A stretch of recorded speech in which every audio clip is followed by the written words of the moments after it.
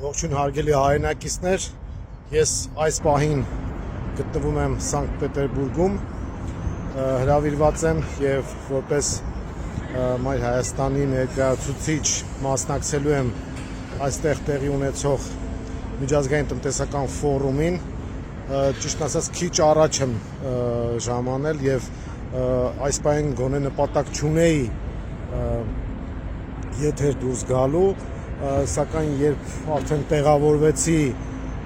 եւ ծանոթներ տեղադրել եւ այլն տարբեր պրոցեդուրաներ կային, հանդիպումներ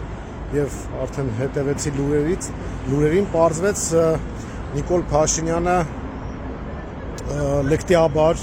եւ հիստերիկաբար հարձակվել է վեհապարի դեմ, ամենայն հայոց կաթողիկոսի դեմ եւ հայտնի գործարար եւ բարերար Սամվել Կարապետյանի դեմ։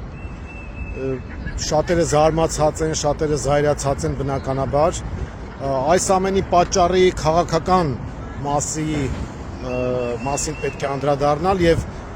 որպեսզի մեր ժողովուրդը հասկանա, թե ինչու է այս հիստերիկացումը եւ ինչով է պայմանավորված այս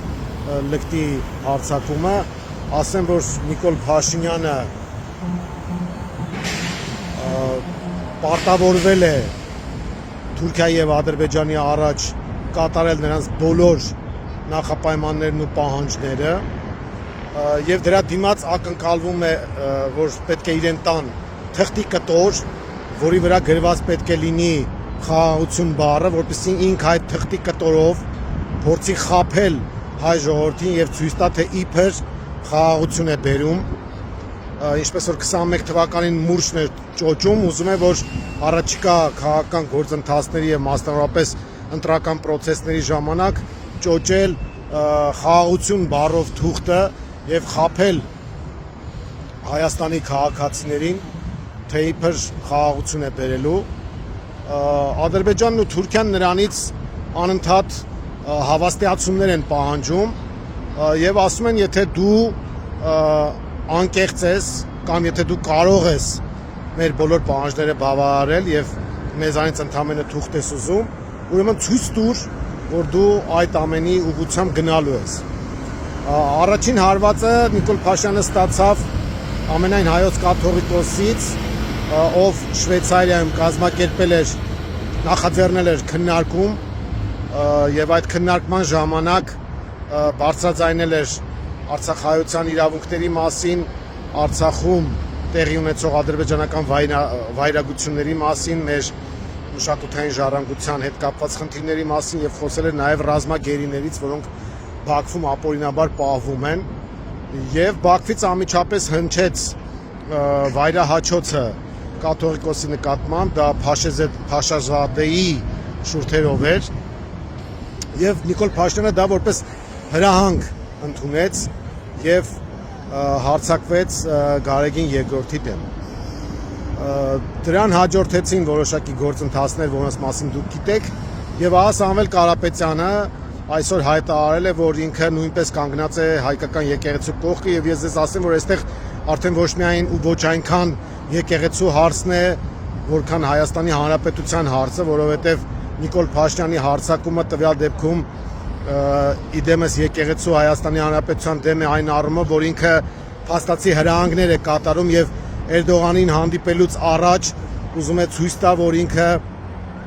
մնում է այն պայմանավորվածությունների մեջ, որոնք չեն հրապարակվում, չեն ներկայացնում հայ ժողովրդին, ինչպես որ Պրագայում Արցախի հանձնումը չէր ներկայացվել հայ ժողովրդին եւ դավադրաբար ու դավաճանաբար դա տեղի ունեցավ, այնպես էլ հիմա թուրք-ադրբեջանական բոլոր նախապայմանները սկսած այսպես կոչված փախստականների վերադարձից վերջացրած Զանգեզուրի այսպես կոչված միջանցքով այս ամեն ինչին համաձայնել է Նիկոլ Փաշինյանը եւ հիմա ուղղակի ինքը ժամանակ է խնդրում եւ թուղթ է խնդրում, որպեսզի այդ ամեն ինչը բավարարի Թուրքիայի ու Ադրբեջանի համար եւ ահա այս ամենի շրջանակներում ինքը հարձակվում է եւ Գարեգին II դեմ եւ այսօր արդեն մենք տեսանք, թե ինչ լկտի վարքագիծ էր ինքը դրսևորում Սամվել Կարապետյանի դեմ, դա ուղղակի ամոթ է ու խայտարակություն հայ ժողովրդի համար, նման նաեւ բառապաշար, չնայած Նիկոլ Փաշինյանը արդեն ավարտված գործիչ է եւ իրանից այլ բան չէր ակնկալվում։ Մայր Հայաստանը մենք բնականաբար դատապարտում ենք այս ամեն ինչը եւ մենք այս առումով շատ լավ տրիգեր ենք ստանում, ճիշտ ասած, որ բոլորս կարողանանք համախմբվել եւ միասնաբար վռնդել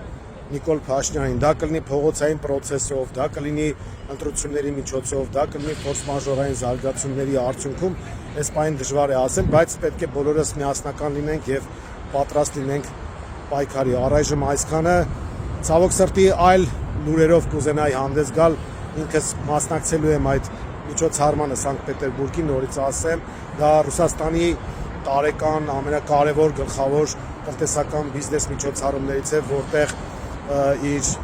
խոսքն է հնչեցնում նաև Ռուսաստանի Դաշնության նախագահ Վլադիմիր Պուտինը եւ